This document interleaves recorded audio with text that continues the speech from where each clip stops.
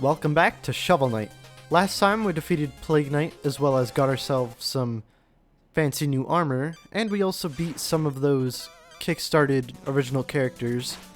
There may or may not be another one later on, I don't know. Actually, I do know, I'm just trying to keep it vague. Anyway, this is Mole Knight stage, the Lost City, and this is where things start to get a lot more dangerous, in my opinion. Like, for example, those dust blocks, they're pretty tantalizing. You might want to shovel drop through them, and I actually think there's money inside of them. But you shouldn't, because you're probably going to hit the bottom blocks, destroy them, and then end up falling to your death. That is very much a beginner's trap that I have actually fallen for. Right at the beginning, there's a trowel here. He'll give you the Ichor of Fortune, which is the last Ichor that I haven't talked about yet. The Ichor of Fortune gives you basically magnetism, I guess. For 60 seconds, you will attract any money or magic pots. Basically anything that enemies can drop, it'll be attracted toward you. So that's pretty neat, I guess. I don't really use it that much. I probably use the Ichor of Boldness more than I use that one, so least favorite Ichor, I guess. As for the level itself, there's these new kind of, not really enemies, but a new variation on these slime enemies. I was trying to show it off right there, and I totally did. When the slimes are hit by lava, they will actually be on fire, and when they're on fire, you can't shovel drop on them. You have to hit them from the side. That enemy that I just defeated right there, I defeated him in a way that you're probably not supposed to. Well, maybe that's wrong to say. You're definitely intended to defeat him that way, but it's one of multiple ways, is what I'm trying to say. What I do is I shovel drop twice on him so that I could get a charge, and then I smack him with my charge swing. What you're supposed to do, well, what you do if you don't have a charge is you attack him from behind after he's turned around. And I don't remember how many hits it takes because usually I just use the charge shot on him. Well, charge swing. Also, some stuff that I didn't talk about when it came to the charge swing. It goes through blocks, by which I mean like an enemy that's defending itself. And with the Dynamo Mail, it only lasts a certain amount of time. Like, you can only carry that charge for a short amount of time before it goes away and you have to charge up again by bouncing off of a couple of other things. And I'm not really mentioning this section right now, but there's a giant beetle walking across that lava. And, of course, if you touch the lava, then you're going to die. It's basically a bottomless pit, just with some fancy lava over it. Those energy pulsing bird things, they take 4 hits to defeat. I probably hit it once before, that's why it only took 3 there. But not very difficult enemies if you just get a continuous shovel drop on them. This guy right here that I just killed, he shoots off fireballs kind of like the birds in King Knight stage, but rather than just being one set that goes up, then down, then up, that's a weird way of describing it. He shoots 2 sets at the same time that kind of form a double helix and reach the edge of the screen. And then after that, he'll do a stab with his spear thing. Again, my method for dispatching him is something that I use for a lot of enemies, where I phase, lock it into him, and attack him like that. He only takes 4 hits, so pretty simple compared to the like 8 and 7 hits that other bosses, well, not really bosses, but other large enemies might take. And that was a red knight. Kind of like the green knight, it has its own special property. It can't drop on you, but it will lunge twice when it does its lunge attack, so watch out for that. But honestly, I think the green ones are a bit harder because they can jump over you. Also, a bit before, there was a mole inside of a a dirt pile. After shoveling it up, the mole will come out and it'll attack you And usually me responding very quickly to it means that I actually respond prematurely and end up getting hit by the mole anyway. Although it doesn't like do very much, you just take a hit, get knocked back a little bit. These fish here are impervious from the top, so you can shovel drop on them all you want, although they don't bounce you very high, so be careful with it. If you do hit them from the side though, they will get destroyed, and I guess you won't have a platform to jump off of anymore. Though they probably do respawn, so you don't have to worry about that too much.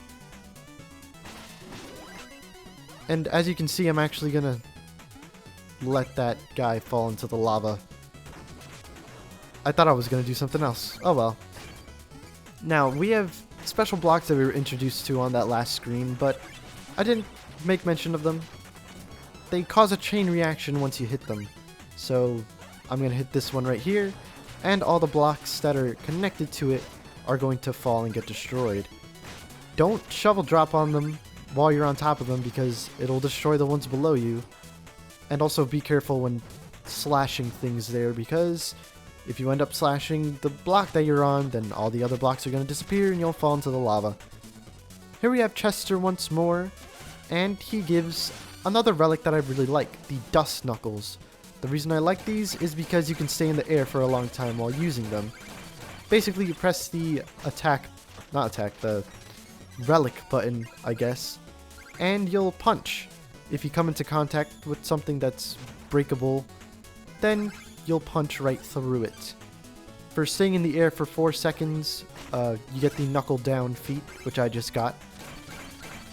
And usually how the knuckles are used is to make your way forward through some dirt blocks.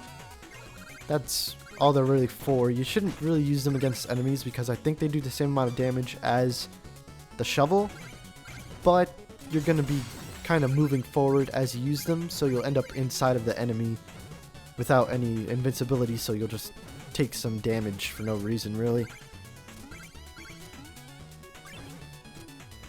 This bit right here, well, rather, these bits, you can see that there's some weird gelatin stuff.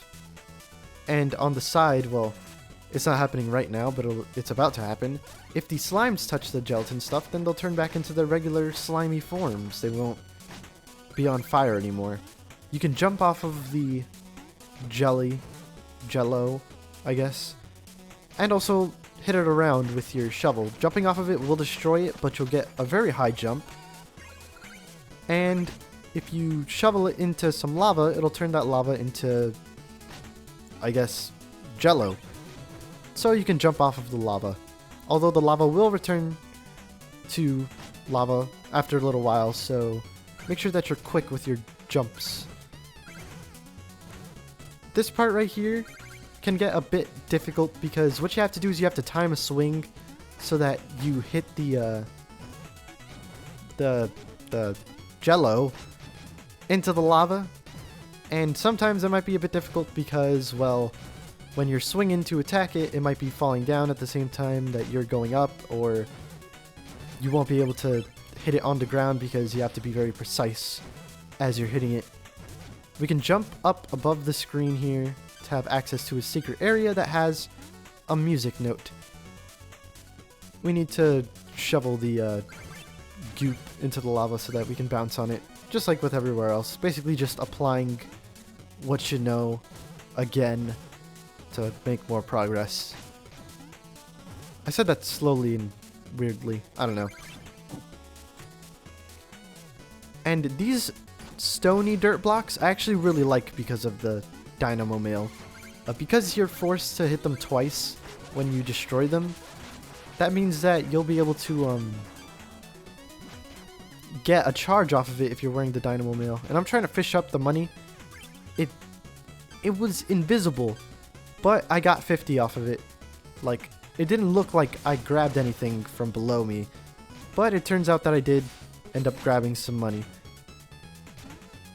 Now, this section right here is not difficult. It's pretty easy, but if you want to get to the money and stuff that's on the other side, you're going to have to take some pot shots. But that's not really anything new, or rather anything to worry about. Down here we have another beetle, but we're going to ignore it for a little bit because if you use the dust knuckles right here, we can get across and to this treasure chest.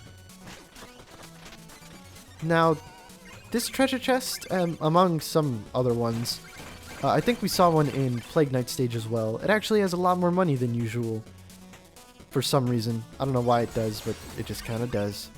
And that checkpoint gave a lot more money than the other ones. It was red, so it gave 750 as compared to the other amounts. And now we get to ride on one of these beetles again. I don't know how it's able to traverse lava without getting hurt. Or maybe it is getting hurt, but it's just ignoring it. I don't know. Just, that's a buff beetle, alright? That's all I'm saying. And this section, I gotta get over saying this section here.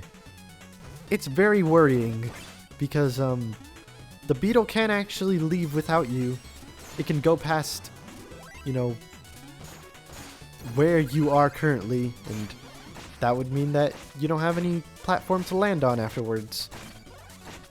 This time, though, it'll actually fall into a pit rather than before where it just kind of stood at the end. So you're even more limited in this case. Anyway, here's Mole Knight.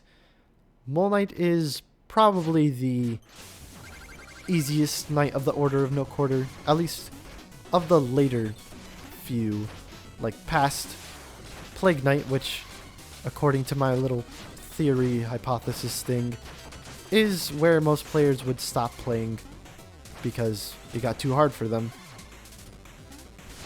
Mole Knight himself isn't hard. The stage is hard, but he's just pretty easy, especially considering that I'm phasing through a bunch of his attacks.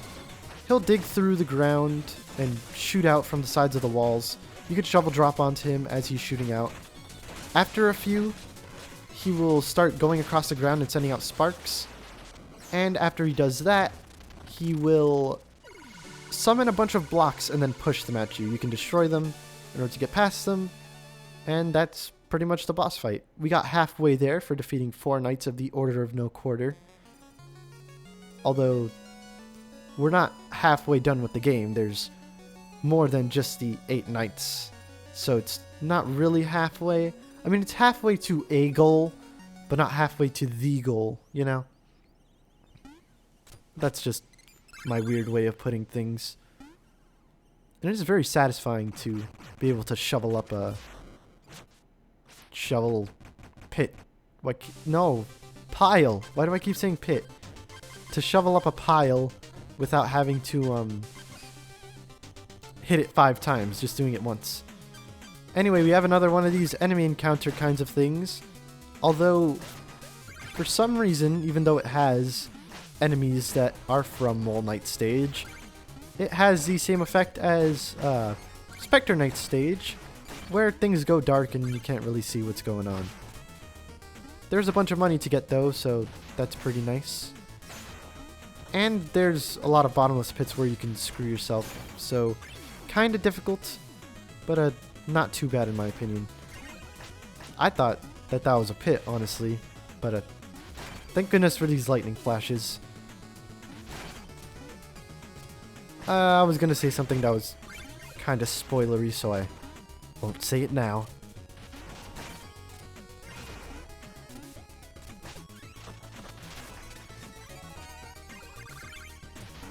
Oh, I had a bit of a coughing fit there. Sorry about that. I'll probably... Well, not probably. I'm definitely gonna edit that out. I'm spending way more time here than I honestly should be. And, of course, one of those moles that comes out of the pits was able to get a pot shot off on me. I keep saying pot shot. Is that the correct term to use? I'm just gonna keep using it anyway. I don't even care if it's the right one. And at the end, we're greeted by one of these skeletons. At least I think we're at the end. And you don't need any special armor to defeat these. Just hop on them a bunch and there you go. Job's done. Are we at the end yet?